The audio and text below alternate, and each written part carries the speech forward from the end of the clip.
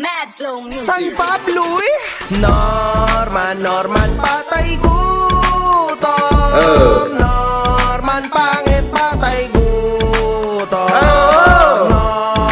Norman patay gutom. Patay gutom si Norman. Norman hampas lupa. Strong Igorot at work! Kahit kung lang sabihin, pumunta ka, talaga matapang ka! Makagago!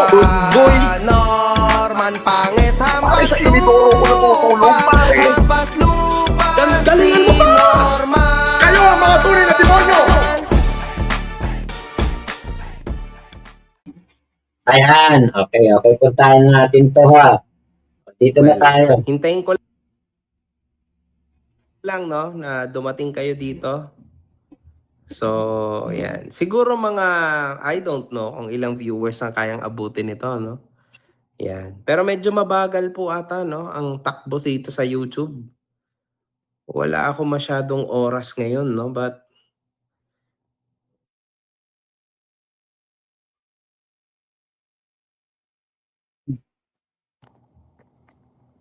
yan. Hello. Kamusta? Kamusta kayong lahat? Kamusta kayong lahat dyan? Yun, no? Uy, bakit may mga ano dito? Nakakatawa talaga sa YouTube. Okay, magandang araw, magandang gabi, mga ka-hombre ko. Magandang gabi. Okay, huwag kayong mag-spam ha, kasi yeah, madidelete ang post nyo. Huwag ho kayong mag-spam, okay? Yan, pero nagbabasa ako, mga ka-hombre ko. Nagbabasa ako sa inyong lahat, no? Wala lang akong patungan dito, putragis. Try ko dito sa laptop. Yan. Hirap kasi, no? Pagka ganyan. Anyway, nagbabasa ako ng mga comments, mga ka-hombre ko, no? Yan. Magandang gabi sa inyo lahat. 1,300, grabe, daming nanonood. 2,000, daming nanonood. Yan. Ngayon, mga ka-hombre ko, wala kasi ako content today. Unfortunately for me, para sa ating lahat, lumablay po si Meme God. At wala siya today. Eto may nagpalipad, 50 pesos. Boss Norman, oo. Grabe, no? Solid pala, no? Mga palipad na yan. Anyway, luckily, hindi naman tayo asa sa palipad. Anyway, oy, grabe na to. Ano to, 2001? Boss MG, hindi kita naabutan dito sa Korea. Hello, man. Kamusta? 2001, magkano nga ba yun? Parang nakalimutan ko na kung magkano yun. Pero it's nice. Salamat. Anyway, mga ka-hombre ko, bibilisan ko lang, no? Well, try natin. Ganito yan, mga ka-hombre ko.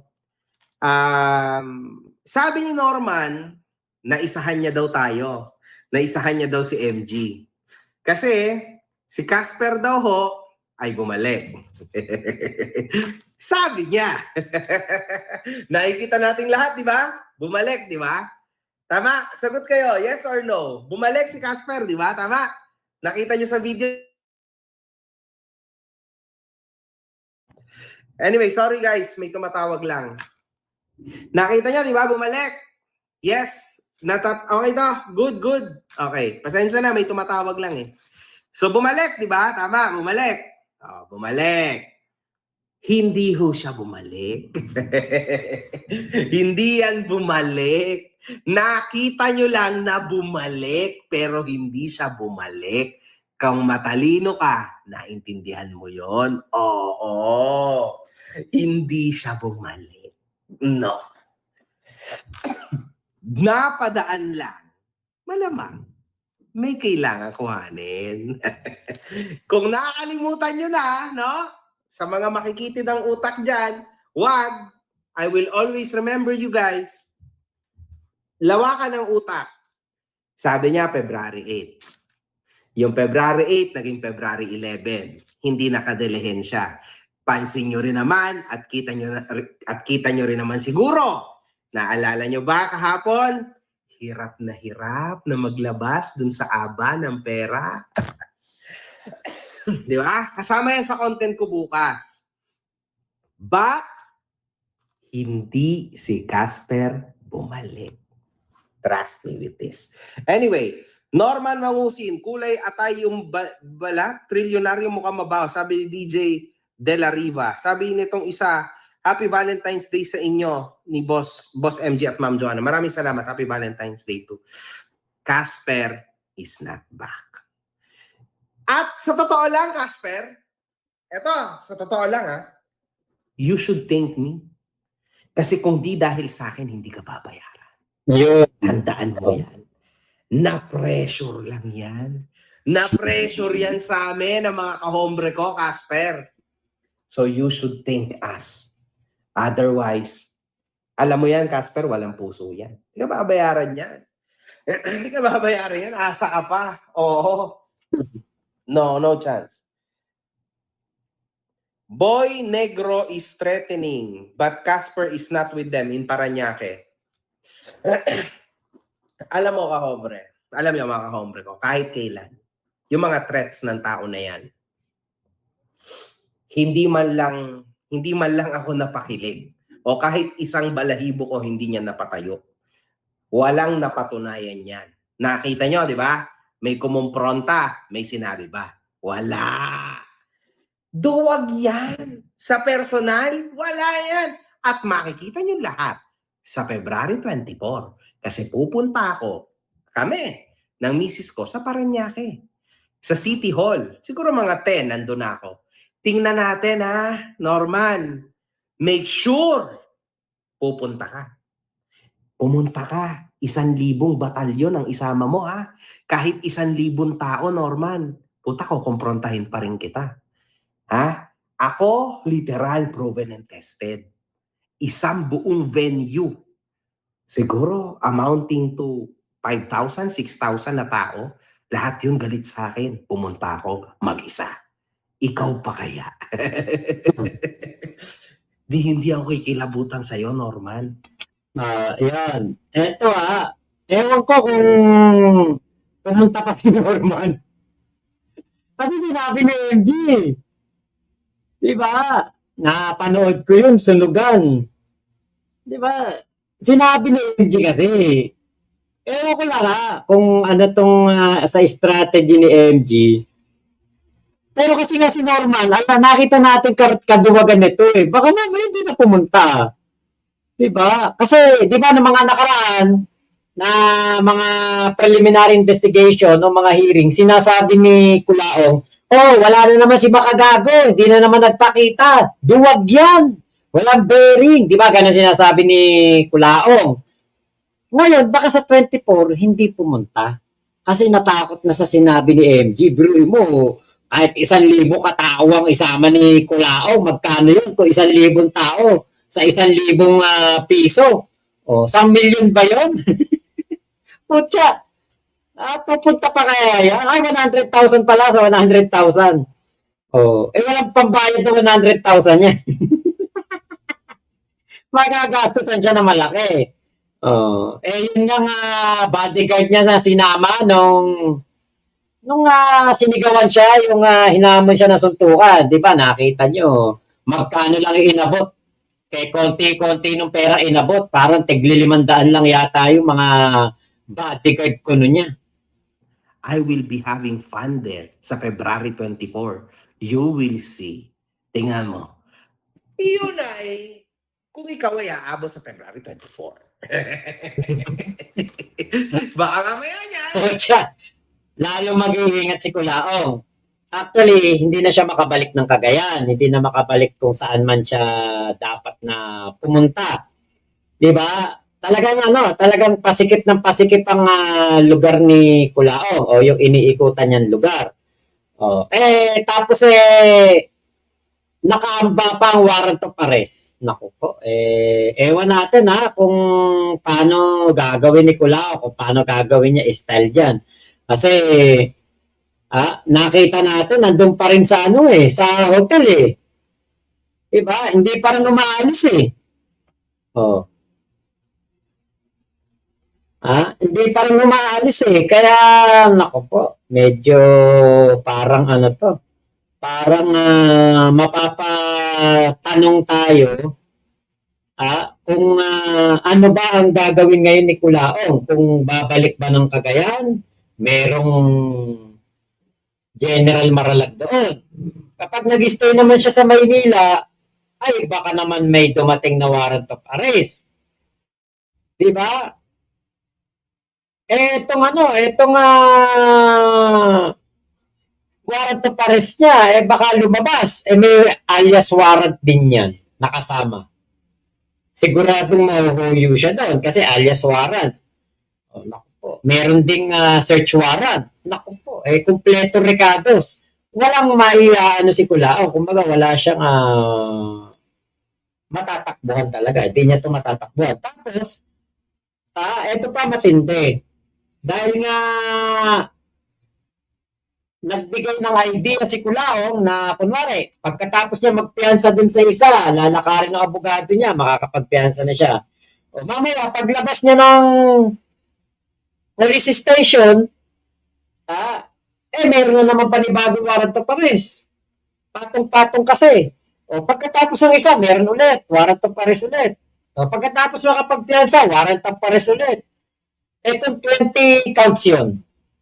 Pwede 20 beses siya magpapabalik-balik. Nakapagpiyansa na doon sa isa. Lalabas. Paglabas niya, may nakabang ulit na pulis. Sir, eto, meron o kay warrant of arrest sa kaso po ninyo. Babasahan na naman siya Miranda rights. Babalik na naman sa loob. Ganun mangyayari. Baka mamaya sabihin ni Kulaong, huwag niyo muna ako piyansahan, hintayin muna natin lahat ng warrant of arrest, isilbi sa akin. Ayun ang maganda. Bakit? Saka naman huwag isilbi yung warrant of arrest. Tapos, pag 1 week siya dun sa loob, nainip siya, nagpapiyansa na sa abogado, paglabas niya ulit, may warrant of arrest ulit. Hali? Ang laki perwisyo. Pumunta ka sa hearing ng ikaw ay ibang kulay ang t-shirt na suot mo. Di ba? Yun lang yun. Ito, may nagpalipad sa atin ng $2, $3. Ano to, Australia? Sabi ni Nico David, scripted daw. Nagpapaniwala kayo dyan. Diyos ko po. Sabi nito, Chino Paku, Casper, come to Papa Casper. Yun. And mga kahombre ko, sa totoo lang, yes, lahat naman kayo ay invited pumunta sa Parañaque City Hall. No? Para naman you will witness something great. Kasi ako sa mga ganyang bagay, nako, kung tunay kayo mga kahombre ko, you know na. You guys know na hindi ako nagbibiro at hindi ako sinungaling na tao. Come, kasi public place naman ho yan, then you can come and see it yourself. Okay? You will see it. Tingnan natin kung tutunay ng matapang. Akala mo talagang tapang Sa salita, ang tapang, di ba? Pero sa personal, nagmukhang anito. Ibang tao pa yon Hindi pa ako yan, mga kahombre ko. Ang question, paano kung ako yon? Pucha, ibang tao nga, hindi nga nakapalag sa akin pa. Si Boss Manny nga Di ba? Hinahamon niya. Oh my God, man. My goodness. Do you really think na possible yon? My God. My goodness, man. Anyway, mga kahombre ko, marami pa akong sasabihin sa inyo pero sa content ko na yun bukas. Pero ang pwede kong sabihin sa inyo ngayon, this coming week, masaya ako. Masaya po ako this week. Sobrang saya ko this week. Ayun sobrang saya ko this week. This coming week. So, yung kasing saya, alam naman natin, pera, marami na si MG. Kagamitan, marami na. Gadget, diba? Marami na. May pamilya, masaya. Maraming pagkain, masaya siya. Diba? May bahay na malaki. May mga sasakyan, diba? Masaya na siya Kaya, hindi natin naasahan na may paparating na blessing. Hindi. Ang paparating dito, yung invitation, di ba, Ate Ira? Invitation ni Kulaong. Yun ang tingin ko paparating talaga dito at yun ang tingin ko talaga makakapagpasaya kay MG kasi nasa kanya na lahat Yun na lang ang kulang eh. Yung invitation ni Kulaong. Masaya ko. Napakasaya ko, mga kahombre ko. Boss MG, ang cute ng dimple mo, pakilagyan si Norman. Wow! Guwapo naman si Norman, di ba? Hindi ko ho alam kung makakapag-live ako sa City Hall sa February 24 kasi I don't know kung ano yung malakas ba internet doon, I don't know. Pero definitely for sure, maraming taong makikiusyoso doon. So doon kayo umabang, di ba? But I will be there, 100%. I will be there. Gusto kong makita, mukha sa mukha, kung matapang si Norman. Norman! Ito pala, suggestion ko sa'yo. Nakakarating naman to. Fan kita eh. You Nanonood naman talaga yun. always watch me, di ba? Norman, lahat ng sinabi mo, tandaan mo ha. Baka mamaya, kainin mo na naman yung betlog mo. Make sure lahat ng sinabi mo, kaya mo sabihin sa personal ha. Kasi tatanungin kita doon. Mamaya niyan, matulala ka, masyak ka. I would understand, 50 anyos ka na, di ba? Pero papatol ako sa'yo, Norman, ha? Sa mga taong tulad mo, wala akong respeto. Yung pagka-Pilipino ko, yung isang tabi ko, wala akong respeto. So make sure na nabuo ang loob mo lumapastangan. Kasi sa araw na yun, lalapastangan talaga ako harapan, ha? Siguraduhin mo, ha, na yung mga kasama mo, na sinasabi mo, lapastangan talaga. Baka yan duduwag-duwag tulad ng mga nung nakaraan. Nasa loob ka na sasakyan, nahabol ka pa ng camera. Wala yung security mo, no? Lap 3 mo, no? Di naman kasi security yun eh. Baka anod lang yun, no? Kung ano man ang ano, wala yun. Para tricycle boy lang na pinagpanggap lang ni Kulaong na security. Doon pa lang. Sa nagtanong si Kulaong, may dala ba kayo mga motor? May sumagot na na tricycle na dala mo. Security ka, tumawa ka pa. Diba? Kung yan talaga security na bihasa sa ganyan trabaho, harap ka kagad. Ano yung sinasabi mo? Diba? Ano sinasabi mo tricycle na dala? Nasarangan mo na yung dalawa para hindi na makalapit kay Kulaong. Diba? Tumawa pa eh. Nung sumagot na, tricycle dala mo, tricycle. Tapos nung sinabi na, boss, ang pogi mo pala. Sabi, boss, ang pangit mo pala. Ang pangit mo pala sa personal. Di ba wala nagawa? Si Kulaong sasakay sana sa unahan ng sasakyan. Ano nangyari? Natakot si Kulaong. Pumasok doon sa pinakadulo. Kasi baka nga naman makakalawit siya. Yan, kung talaga yan security, doon pa lang. Ano na yan? Harap na yan. Haharangin yung nagbibideo kay Kulaong. Kaya wala na doon. Nakitawa pa doon sa sumagot na, tricycle ang dala mo, tricycle. Asa ka pa dyan. Ay, sabi ng bayaw ko, asa ka pa dyan, boss. Tatakbo lang yan, pakaro. Boss, probably yes. Boss, 5 pounds? What the fuck? Ba't ka naman nagbigay ng 5 quid? Malaking halaga yan sa England, mga kahombre ko. Anyway, babasahin ko to. Boss MG, kailan ang interview mo kay Casper? alam mo, kahombre, hindi ako nagbigay ng interview. Sorry, hindi naman ako nagkaroon ng chance, no? Kasi at the end of the day, puro haka-haka lang inakarating sa akin. Pero, kay Casper, mga kahombre ko, wala ho akong plano na magbigay ng interview, paunlakan siya ng something. Kasi, sa tingin ko, hindi tatanggapin ng fanbase ko yan, si Casper. Kasi nakikita nyo naman, no? And I understand. Kasi kahit ako, loyal din ako pagdating sa amo ko, sa boss ko, loyal ako. Tama?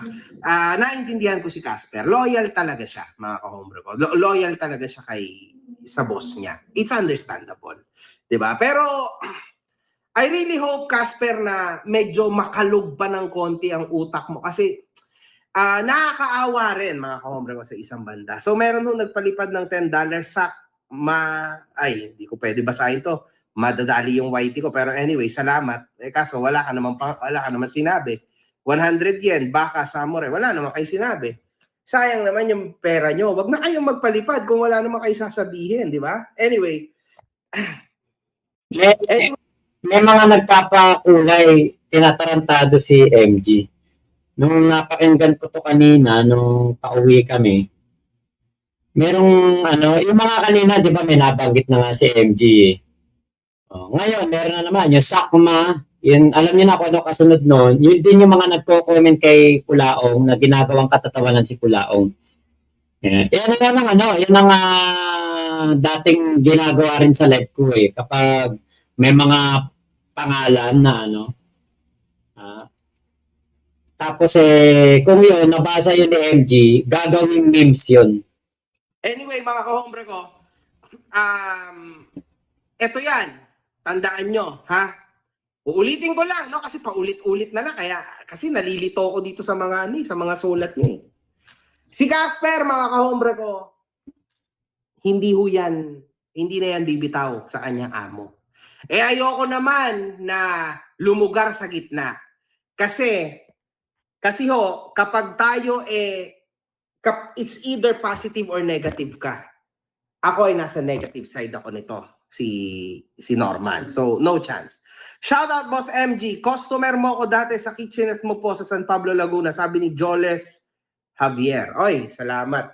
Thank you. Thank you very much sa suporta mo noon. Gayahin mo forma niya sa February 24. Asa ka pa. Hindi ko gagawin yan, mga kahombre ko. Pero, I will be there. Paulit-ulit na ako. I'll be there at 10 a.m. Okay? Sa mga gusto man, I'll be there at 10 a.m. Okay? Sa February 24, 10 a.m. I'll be there. So, you'll see. Yun lang naman. Norman Mangusin, saga ending soon. Epal Vlogger saga coming soon. Sabi ni Alex Tolentino, 125 pesos ang binigay. Idol, bali siya 10 Alaskan King Crab tapos iwanan niya. Anyway, mga kahombre ko, ako ho ay natutuwa. Kasi finally, malapit na. And finally, mga kahombre ko, meron na akong mapapatunayan. Yeah. Well, lagi naman tayo may napapatunayan. Witness naman kayo dyan, di ba? Stupid naman na sabihin pa natin. Witness kayo, di ba? But, this time kasi, this would be my first time. So, pero hindi ho tayo bibitaw. Kasi kailangan natin to. Pangalawa, para sa gatas. Pero pang-una, para sa awareness. Hindi ho tayo pwede maloko dito. Okay? Boss, sabi ni Iron Man Junkie, Boss MG, imagine, nagsimula lang ang lahat ng ito sa internet, dissing. Tapos naging life mission mo na ihoyo yung Kulaong na yan. Pwede nating masabing achievement din yan pag nahoyo mo si Kulaong. Very intelligent. Totoo yan sinabi niya. Internet feud lang to. Tas siya ang gumawa ng step. Siya ang gumawa ng way kaya ho nagkaganyan. Pinapanood kita since Hiroshi days na taga-Japan. Okay. Oy, tagal na nun ha. Sana mabigyan na ng justice. Yes. Buonasera, Boss MG. Sapukin mo siya 24, sa 24, boss. Ciao. Okay, ciao. Anyway, mga kahombre ko, pero inaanyayahan ko ang aking mga kahombre na pupunta doon sa A24. Ha? Klaro to ha? Huwag ho kayong mananakit. Okay? Yung freedom of speech nyo, lagyan nyo lang ng konting respeto pa rin kasi kapwa-tao, di ba? Ang laban ko naman, no, sa di ba, maganda naman yun yung sinabi ni MG talaga. Bigyan ng konting respeto. So, kasi nung nakita natin, ng mga nakaraan, yung paliko yung sasakyan ni Kulaong, tapos si Kulaong yung lipat na sa harapan, may tumawag, Kulaong! Kulaong! Di ba? May tumatawag na ganon. Bumaba ka dyan, Kulaong! Ngayon, bigyan ng konting respeto. Huwag naman ganon. Tawagin nyo naman, Sir Kulaong! Kulaong! Sir Kulaong! sa personal ay hindi nyo naman laban. Tama? Kumbaga, you are just there if nandoon kayo to support. Hindi ho kayo nandoon para ipahamak ang inyong mga sarili. Mahal na mahal ko kayo, ayaw ko na mapapahama kayo. Okay? Chill.